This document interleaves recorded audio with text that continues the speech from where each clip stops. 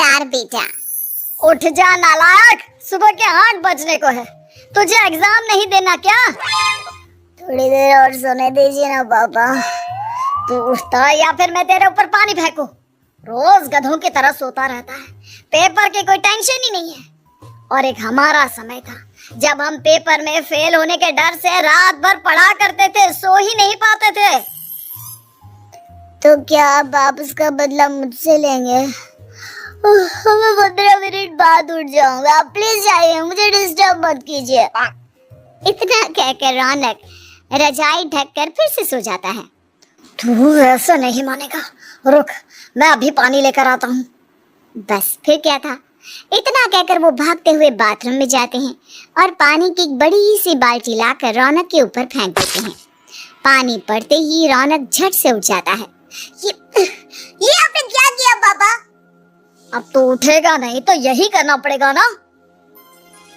वैसे thanks dad, आपके कारण अब मुझे नहाने की भी जरूरत नहीं पड़ेगी।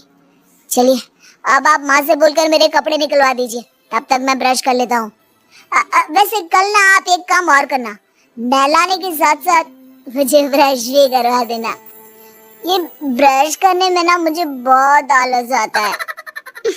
रौनक की बातों से अरविंद का मुंह खुला का खुला रह जाता है। वो अपनी पत्नी कमला के पास जाता है और रौनक की हरकतों के बारे में बताता है, जिसे सुन उसकी पत्नी हंसने लगती है। तुम अपने बेटे को समझाने के बजाय हंस रही हो। रौनक बच्चा है, धीरे धीरे सुधर जाएगा, आप क्यों उसके पीछे पड़े रहते हो? अभी नहीं सुधरेगा तो कब सुधरेगा? 10वीं क्लास में है रौनक, वो अब कोई बच्चा नहीं रहा।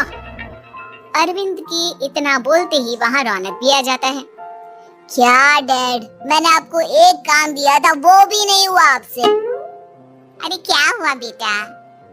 माँ, मैंने डैड से बोला था कि वो आपको बोलकर मेरे स्कूल की यूनिफॉर्म निकाल दे, लेकिन मेरे पीछे पड़ने के अलावा इनसे एक काम ढंग से नहीं होता। देख रही हो कमला, देख रही हो अपने लाडले को? अरे आप चुप रहिए जी। चलो बेटा, मैं तुम्हें कपड़े निकाल कर दे देती हूँ बस। ऐसे ही साल पर साल बीतते जाते हैं, लेकिन रौनक के रवैये में कोई बदलाव नहीं आता। वो पहले से भी ज्यादा आलसी और पूरी तरह अपने माता पिता पर निर्भर हो जाता है। 2 साल बाद पता नहीं कहाँ गायब रहता है पूरे दिन, अब तक तो आ जाना चाहिए था। अरे आप इतनी फिक्र क्यों कर रहे हैं उसकी? दोस्तों के साथ खेल रहा होगा, आ जाएगा अभी। ये कोई टाइम है खेलने का? 10 बजने वाले हैं, इतनी रात में कौन खेलता है? कमला कुछ कहती उससे पहले ही रौनक वहाँ आ जाता है। मम्मी जल्दी से खाना लगा दो, बहुत भूख लग रही है।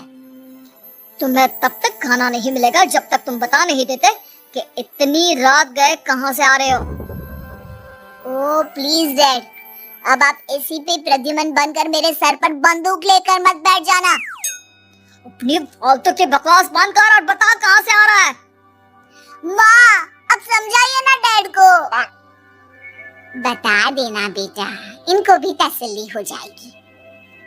आप बोल रही हैं तो बता देता हूँ। मैं दोस्तों के साथ मूवी देखने गया था, इसलिए देर हो गई।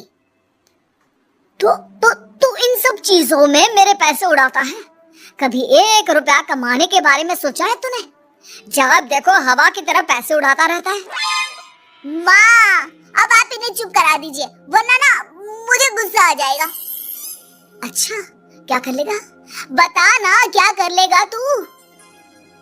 वैसे बात तो ठीक ही है, मैं कर ही कह सकता हूँ। पैसे तो फिर भी मैं आपसे ही मांगूंगा ना। चलिए अब ये सब बात छोड़िए और मम्मी मेरे लिए खाना लगा दीजिए। अभी लगा देती हूँ बेटा। मैं बता रहा हूँ कमला, एक दिन ये ऐसे ही बिगड़ जाएगा। ओफो, आप क्यों इतना पीछे पड़े रहते हो मेरे बच्चे के? बात की बाद में देखेंगे, अभी आप शांति से उसे खाना खाने देंगे। अगले दिन, डैडी मुझे 10,000 रुपए चाहिए। हाँ? अब इतने पैसे क्यों चाहिए तुझे? डैड आप बिना सवाल किए कभी पैसे नहीं दे सकते क्या? जब तक तू बताएगा नहीं तुझे पैसे भी नहीं मिलेंगे। अरे अब आप अपने बेटे को पैसे भी नहीं दे सकते? नालायक, तेरी उम्र के लोग नौकरी करते हैं और एक तू है जो नौकरी करने का नाम ही नहीं लेता कभी।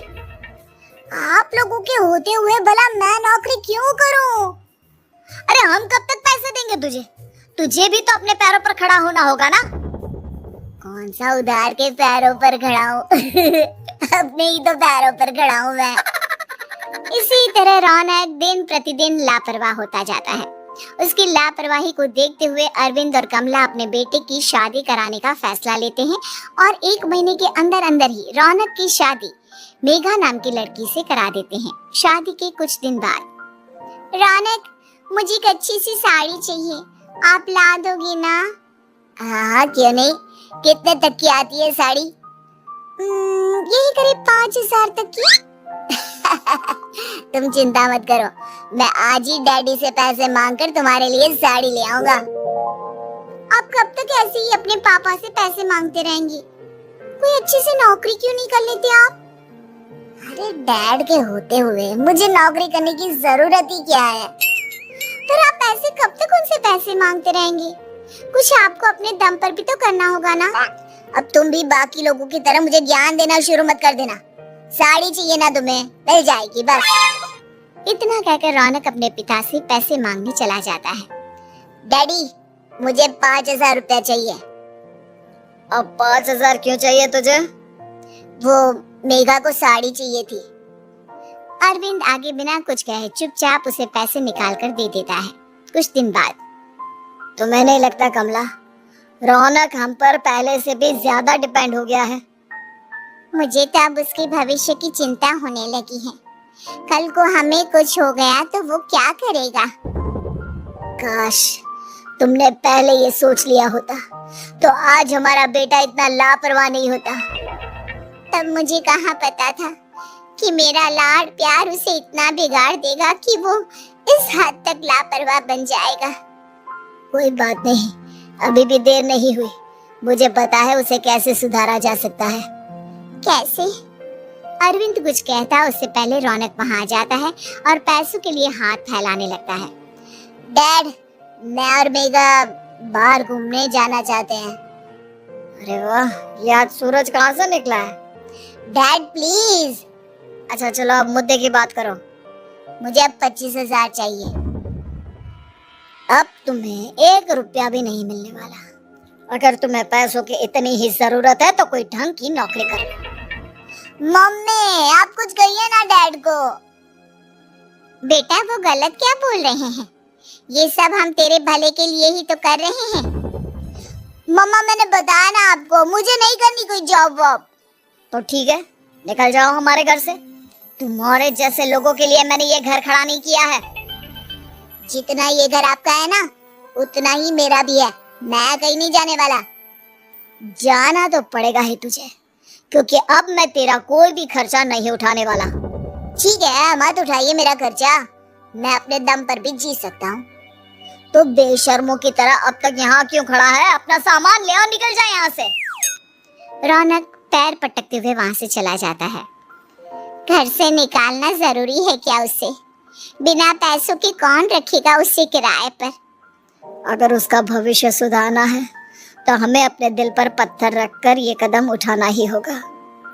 दोनों बात कर रहे होते हैं कि रौनक अपनी पत्नी के साथ एक बड़ा सा बैग लेकर घर से निकल जाता है, लेकिन घर से बाहर उसे कोई भी मुफ्त में अपने घर किराए पर नहीं रखता। अंत में थक हार कर वो फिर से अपने घर चला जाता है। क्या हुआ? थोड़ी देर पहले तो दहाड़ते हुए घर से निकला था, अब क्या हुआ? नहीं रखा ना किसी ने तुझे किराए पर? डैड प्लीज, मैं कुछ दिनों में कोई अच्छी सी नौकरी शुरू कर दूंगा। आप तब तक तो हमें रख लीजिए प्लीज। सुबह से रात हो चुकी है लेकिन कोई हमें रखने को राजी नहीं है। अब आप ही बताइए, इतनी रात को मैं मेघा को लेकर कहाँ जाऊंगा? ठीक है, बहू की वजह से मैं तुझे घर पर रख रहा हूँ, लेकिन तू इस घर में एक बेटे की नहीं बल्कि एक किराएदार की हैसियत से रहेगा। 3 महीने हैं तेरे पास। इन 3 महीनों के अंदर अंदर मुझे तेरी पहली तनख्वाह हाथ में चाहिए, समझ गया? पक्का डैड, इन 3 महीनों के अंदर अंदर तो कोई बढ़िया सी नौकरी ढूंढ ही लूंगा मैं। ऐसे ही धीरे धीरे समय बीतने लगता है और अरविंद के दिए 3 महीनों में से 2 महीने बीत चुके होते हैं। पापा जी ने हमें 3 महीने दिए थे, जिसमें से 2 महीने तो बीत चुके हैं। अब ये आखिरी महीना बचा है। अरे तुम चिंता मत करो, आज मेरा ना 2 जगह इंटरव्यू है, दोनों में से कहीं ना कहीं तो जॉब लग ही जाएगी। अच्छा, all the best. Raunak interview के लिए निकल जाता है, जिसके बाद शाम में रौनक घर आता है। कैसा गया इंटरव्यू? आपकी नौकरी लगी या नहीं? अरे पहले सांस तो ले लेने दो अच्छे से। बताइए ना, मुझसे तो जरा भी इंतजार नहीं हो रहा है। वो दरअसल बात यह है कि मेरी नौकरी तो लग चुकी है, लेकिन पैसे बहुत कम है। कितने पैसे हैं? 15,000।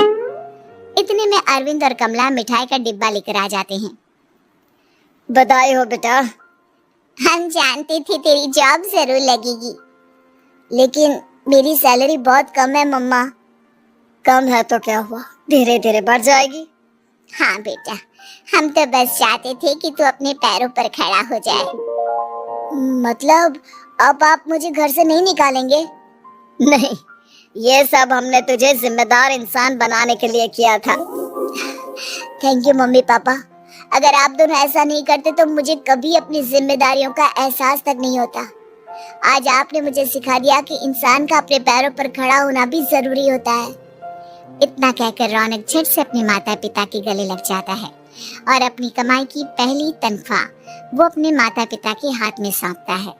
इस तरह रौनक एक गैर जिम्मेदार व्यक्ति से एक जिम्मेदार व्यक्ति बन जाता है।